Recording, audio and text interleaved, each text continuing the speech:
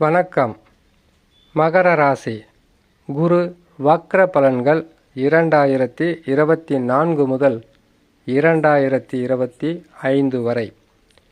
வருகின்ற 15/10/2024 புரட்டாசி மாதம் 29ஆம் தேதி செவ்வாய்க்கிழமை காலை 10 மணிக்கு குரு பகவான் வக்ரம் பெறுவார்.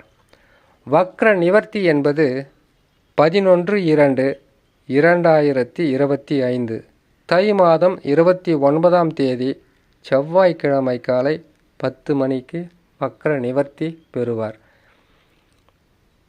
குரு பகவான் வக்ரம் என்பது 150 நாட்கள்.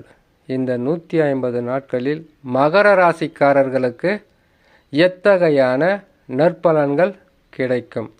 கஷ்டங்களும் துன்பங்களும் விலகி நற்பலன்களும் உங்களுக்கு சந்தோஷமான பல விஷயங்களும் நடக்கக்கூடிய அமைப்பில் குரு வக்ரம்.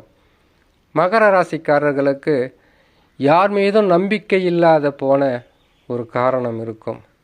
7.5 சனி என்றாலே பாதகங்கள் நிறைந்ததுதான், கஷ்டங்கள் நிறைந்ததுதான்.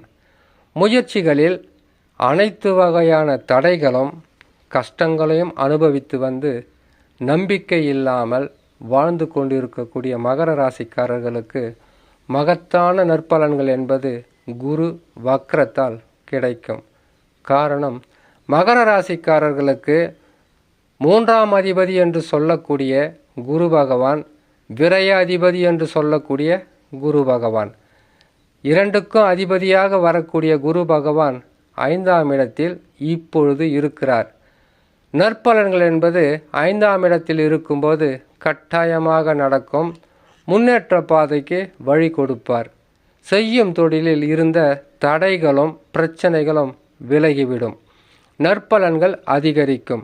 குடும்பத்தில் சந்தோஷம் இருக்கும். ஆனால் முழுமையான நற்பலன்கள் என்பது 7.5 சனி முடியும் போதுதான் கிடைக்கும். ஆனால் சென்ற ஆண்டை விட, அதற்கு முன்பதாக இருந்த ஆண்டை விட இந்த வருஷம் குரு பயிற்சியால் நற்பலன்கள் என்பது அதிகப்படியாக இல்லை என்றாலும் உங்களால் தாங்க முடியும், உங்களாலேயும் வாழ முடியும், வாழ்வதற்குண்டான வழி இருக்கு என்பதை உணர வைத்த கிரகங்கள். இந்த கிரக அமைப்பாகப்பட்டது பல வகையிலும் உங்களுக்கு உடல் நலத்தால், செய்யும் தொழிலால், கொடுக்கல் வாங்கலால், கணவன் மனைவியால், உறவுகளால், நட்பால் எண்ணற்ற துன்பங்களை கொடுத்திருந்த காலகட்டங்கள் விலகி நற்பலன்களும் சந்தோஷமும் உங்களுக்கு இப்பொழுது இருக்கிறது என்றால் இதற்கு காரணம் ராகுவும் கேதுவும் குரு பகவானும். சனி பகவான் உங்களுக்கு விலகக்கூடிய நிலையில் இருந்தால் கொஞ்சம் கொஞ்சமாக நற்பலன்களை செய்து கொண்டே இருப்பார். இத்தனையும் நடக்க வேண்டுமென்றால் உங்கள் ஜாதகத்தில் தசா வலிமையாக இருக்க வேண்டும். ஒரு வீட்டில் ஒரு மகர ராசிக்காரங்க இருந்தால் பரவாயில்ல, மகர ராசியாக இருந்து கும்பராசியாகவும் இருந்து அதுக்கு பிறகு 7.5 சனியோ மற்ற சனி பாதிப்புகளோ வரக்கூடிய அமைப்பில் கிரகங்கள் அமர்ந்து விட்டால் எண்ணற்ற துன்பங்களாகவே இருக்கும். குடும்பத்தில் யாரோ ஒருவருக்கு 7.5 சனியாக இருந்துவிட்டு மற்றவர்களுடைய ஜாதகத்தில் நல்ல கிரக அமைப்புகள் இருந்து வேற ராசியாக இருந்தால் பாதகம் இருக்காது, ஓரளவுக்கு தாக்கு பிடிக்கலாம். அல்லது ஆட்சி உச்சம் பெற்ற கிரகங்களுடைய தசாவாக இருந்தால் பெரிதளவு கஷ்டங்கள் இருந்திருக்காது. அப்படி இருந்திருந்தாலும் உங்களால் சமாளிக்கிற அளவுக்கு நல்ல விஷயமாகவே இருந்திருக்கும். ஆனால் எதுவுமே இல்லாமல் கிரகங்களுடைய தசாவும் சரியில்லாமல் 7.5 சனியில் மாட்டிக்கிட்டால் தான் பல வகையிலும் பாடாய்படுத்திவிடும். இந்த நிலையில் இருக்கும்போது குரு பகவான் வக்ரம் பெறுகின்ற 150 நாட்கள் என்பது மகர ராசிக்காரர்களுக்கு பல வகையிலும் நற்பலன்களை செய்வார். எப்படி செய்வார்னு கேட்டிங்கன்னாக்கா, ஒவ்வொரு ராசிக்காரர்களுக்கும் மேச முதல் மீன வரையில் உள்ள 12 ராசிக்காரர்களுக்கும் குரு பகவான் வக்ரம் என்பது நட்பு கிரகமாக வருவது, ஆட்சி கிரகமாக வருவது, உச்ச கிரகமாக வரும்போது வக்ரம் பெற்றால்தான் கடினமான கஷ்டங்களும் துன்பங்களும் இருக்கும். ஆனால் சனி பகவானின் ராசி என்று சொல்லக்கூடிய மகர ராசிக்காரர்களுக்கு குரு பகவான் வக்ரம் பெறுவது தொழிலில் வளர்ச்சி இருக்கும், வருமானம் பெருகும், குடும்பத்தில் சந்தோஷம் நிலைத்திருக்கும், எடுக்கின்ற முயற்சிகளில் வெற்றி தரும். காரணம் இருக்குது. ஏன்னு கேட்டிங்கன்னாக்கா, குரு பகவான் மட்டும் வக்கரம் பெற்றுவிட்டால் அனைத்து வகையான கெடு பலன்களும் நடந்து விடாது.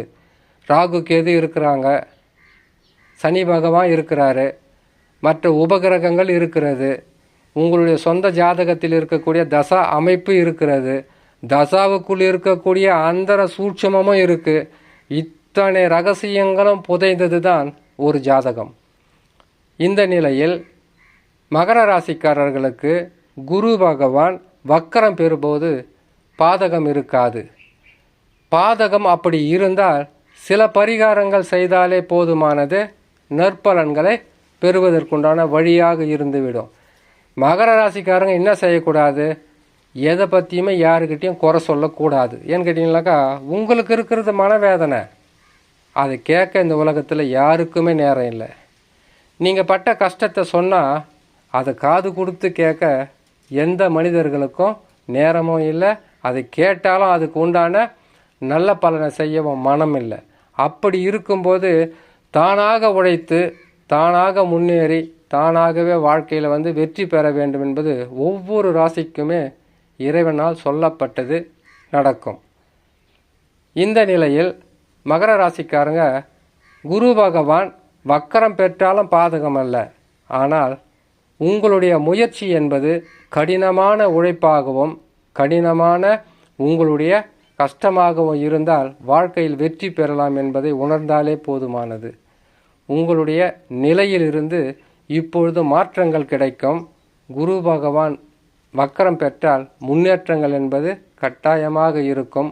சிறு தடைகளோ அல்லது தடுமாற்றங்களோ வந்தால் பரிகாரங்களை செய்து வெற்றி பெறலாம். பரிகாரம் என்ன செய்யணும்? குரு தட்சிணாமூர்த்தியை வணங்குறது, சனிக்கிழமை தோறும் அருகில் உள்ள சிவ ஆலயங்களுக்கு சென்று உங்களுடைய மனம் உருகி வேண்டி வருவது, குடும்பத்தில் சில குழப்பங்கள் வந்தால் பொறுமையாக இருந்தாலே போதுமானது, உங்களுக்கு அனைத்து வகையான நற்பலன்களும் நடக்கும் என்று சொல்லி இன்னொரு நல்ல பதிவில் உங்களை நான் சந்திக்கிறேன். நன்றி, வணக்கம்.